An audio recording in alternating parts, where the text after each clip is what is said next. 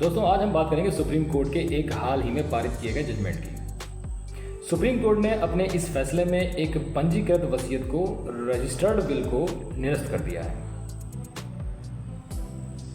अपने इस फैसले में सुप्रीम कोर्ट ने हमें उन सब चीज़ों के बारे में बताया है, उन आधारों को बताया है कि जिन आधार पर एक रजिस्टर्ड वसीयत को कैंसिल किया जा सकता है, और उन्हीं आधारों पर इस मुकदमे में एक रजिस्टर्ड वसीयत को कैंसिल किया गया है। अगर आप वसीयत करवाना चाहते हैं या आप वसीयत करवा रहे हैं या आपने वसीयत करवाई है, तो मात्र रजिस्ट्रेशन करवा देने से आप ये सोच के मत बैठ जाइए कि आपका काम पक्का हो गया, क्योंकि आमतौर पर क्लाइंट आते हैं और वो बोलते हैं कि हमारा काम पक्का होना चाहिए। तो पक्का काम करवाने के लिए आपको ये ध्यान रखना पड़ेगा कि वसीयत के लिए जिन आधारों की ज़रूरत होती है, जो सुप्रीम कोर्ट ने अपने इस फैसले में बताया है, अगर आप उन आधारों पर ध्यान नहीं देंगे, आप उन बातों पर ध्यान नहीं देंगे, तो ये मान के चलिए कि आप कितना भी पक्का काम करा लें, पक्का का मतलब रजिस्ट्रेशन करा लें, लेकिन उसके बावजूद आपकी वसीयत को अगर अदालत में चैलेंज कर दिया गया, तो उन बातों का अगर आपने ध्यान नहीं रखा है तो आपकी वसीयत कैंसिल हो सकती है। अब हम बात कर लेते हैं इस मुकदमे की, जिस मुकदमे में सुप्रीम कोर्ट ने एक रजिस्टर्ड वसीयत को कैंसिल किया है। इसके फैक्ट कुछ इस तरह से थे कि एक व्यक्ति ने अपनी बहू के नाम अपनी संपत्ति की वसीयत कर दी। वसीयत करने के बाद वो व्यक्ति बाद में जब मर गया तो उस बहू ने उस संपत्ति को अपने नाम ट्रांसफर करवाने के लिए उस वसीयत के आधार पर आवेदन किया। संपत्ति को लेकर बेटियों में, यानी कि उस व्यक्ति की बेटियों में इस संपत्ति को लेकर विवाद हुआ, और जब विवाद हुआ तो बेटियों को जब उस रजिस्टर्ड वसीयत के बारे में पता चला तो बेटियों ने उस वसीयत को कैंसिल कराने के लिए ट्रायल कोर्ट में मुकदमा दायर कर दिया। और ट्रायल कोर्ट ने जब वसीयत, पंजीकृत वसीयत का जब निरस्तीकरण का यानी कि कैंसिल कराने के लिए जो मुकदमा दायर किया गया, तो ट्रायल कोर्ट ने वो सारे तथ्यों को ऊपर ध्यान दिया जो उसे देना चाहिए था, और जिन तथ्यों का जिक्र सुप्रीम कोर्ट ने भी किया है। ट्रायल कोर्ट ने वो सारी बातों पर गौर किया। सबसे पहले हम आपको बता दें कि सुप्रीम कोर्ट ने इसमें जो बहुत इंपॉर्टेंट बात बताई है वो ये है कि किसी भी रजिस्टर्ड वसीयत को साबित करने का भार, यानी कि अगर आप एक पंजीकृत वसीयत करवाते हैं तो आपको ही साबित करना होगा कि ये वसीयत जो हमारे हक में हुई है ये बिल्कुल जायज़ हुई है, फर्जी नहीं है, किसी भी तरह का कोई संदेह नहीं है। मतलब कहने का ये है कि संदेह से परे पूरी तरह से आपको साबित करने का भार है कि आपको ही साबित करना है कि आपकी वसीयत बिल्कुल जेन्युइन है।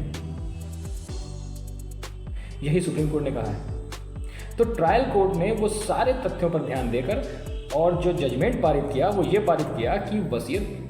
ट्रायल कोर्ट ने पाया कि संदिग्ध है, फर्जी है, और वसीयत को कैंसिल कर दिया। अब आप समझ रहे हैं ना कि एक रजिस्टर्ड वसीयत को ट्रायल कोर्ट ने निरस्त कर दिया, और ट्रायल कोर्ट के इस फैसले के खिलाफ जब हाई कोर्ट पहुंचे तो हाई कोर्ट ने क्या किया? हाई कोर्ट ने इस ट्रायल कोर्ट के फैसले को पलट दिया, यानी कि ट्रायल कोर्ट ने वसीयत को कैंसिल किया और हाई कोर्ट ने ट्रायल कोर्ट के इस फैसले को निरस्त कर दिया।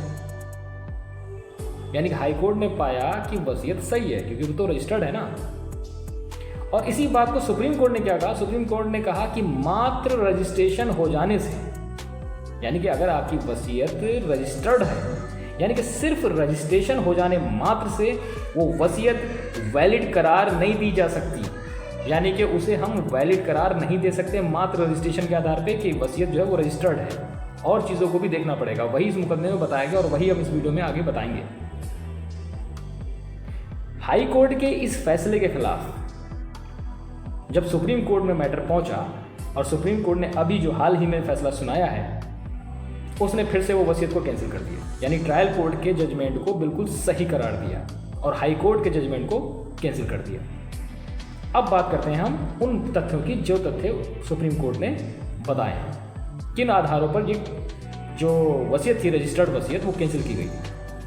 सबसे पहला तो उन्होंने, सुप्रीम कोर्ट ने जो अपने जजमेंट में बताया है, सबसे पहली बात तो यही बताई है कि रजिस्टर्ड वसीयत को साबित करने का जो भार है वो उसी व्यक्ति पर है जिस व्यक्ति के हक में वो रजिस्ट्रेशन हुआ है, यानी कि वसीयत की गई है। अब वसीयत किसके हक में की गई थी? वसीयत तो बहू के हक में हुई थी, तो साबित करने का भार भी बहू का है। बहू को यह साबित करना था कि वसीयत जो की गई थी, यानी कि जो व्यक्ति जो मरा है जिसने वसीयत की है, उसने बिल्कुल स्वस्थ चित्त यानी कि स्वतंत्र सहमति यानी कि बिल्कुल सही तरीके से था वो व्यक्ति, और उस तरीके से उसने वो अपने कहते नहीं अपने होशो हवास में उस व्यक्ति ने वो वसीयत की थी। कोई ज़ोर ज़बरदस्ती नहीं थी, किसी तरीके का कोई दबाव नहीं था, और वसीयत तो वैसे भी सीक्रेट तरीके से की जाती है आमतौर पर, तरीका तो यही है। दूसरी बात जो सुप्रीम कोर्ट ने बताई, सुप्रीम कोर्ट ने कहा कि इसमें जो फैक्ट यानी कि जो आधार सामने आ रहे हैं, जो तथ्य सामने आ रहे हैं,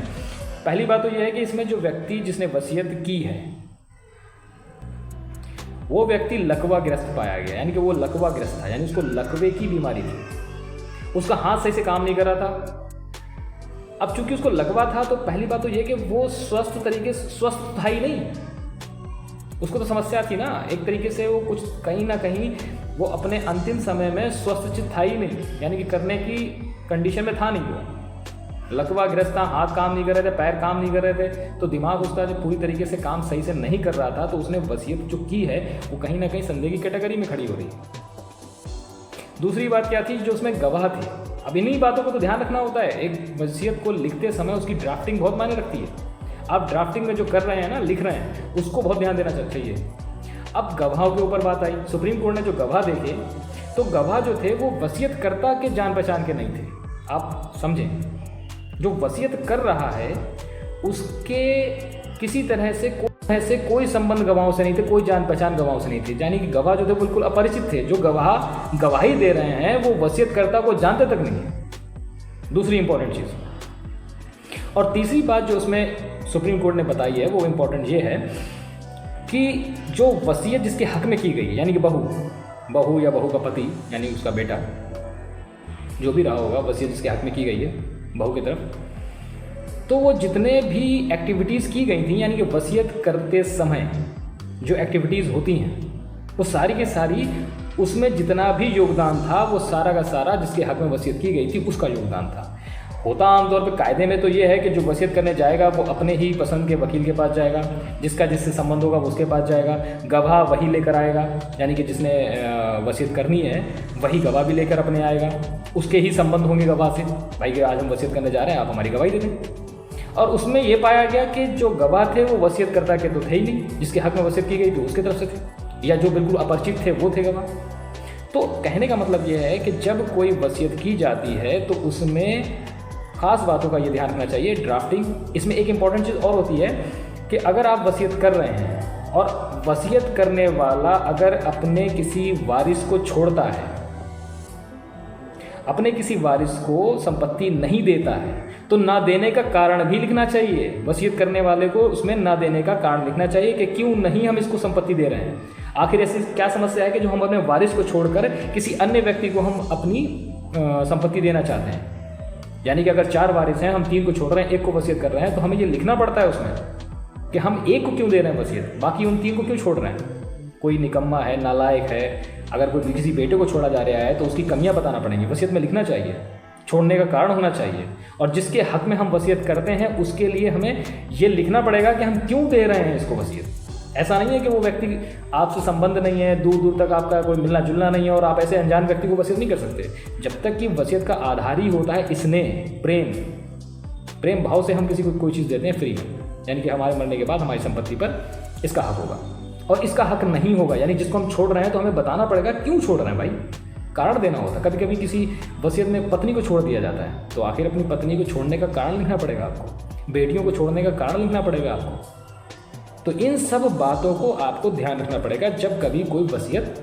करवाई जाती है। तो वसीयत का अगर रजिस्ट्रेशन करवाने जा रहे हैं तो इन बातों पर ध्यान दें। तो सुप्रीम कोर्ट ने जो आधार बताए हैं, इन आधारों पर आप गौर फरमाएं, और आगे कभी भी इस तरीके का कोई अगर हो तो उसको ध्यान दें